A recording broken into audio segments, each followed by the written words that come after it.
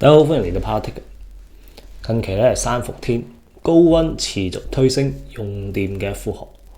動力煤 CCL 指數咧上調，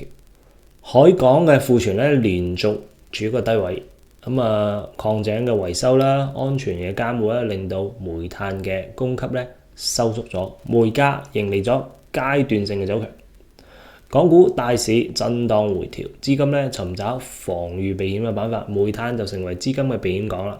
跌價進入咗中部嘅批路窗口期咧，市場對於煤企嘅業績嘅一個兌現咧預期升溫，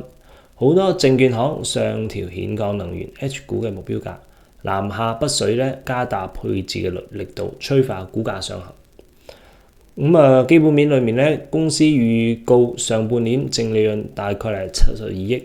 同比增長53%。煤炭嘅主業咧穩產，煤化工嘅呢個板塊甲醇咧尿素嘅行情咧都回暖，支持咗業績嘅一個上行。港股估值目前處於一個偏低嘅位置，具備高股息嘅一個屬性，分紅承諾咧都穩定，安全嘅邊際咧充足。目前嚟講，量價齊升推動咗盈利嘅預期。喺市場偏好偏弱嘅環境之下咧，估值嘅分化咧令到兗鋼能源受到資金嘅一個關注。喺呢裏面技術面裏面，我哋可以通過 Power Ticker 一個特色指標導引力量同埋咧短中共振，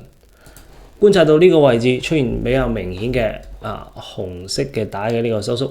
下方咧短中共振藍色嘅巴咧亦都處於一個低位嘅一個位置。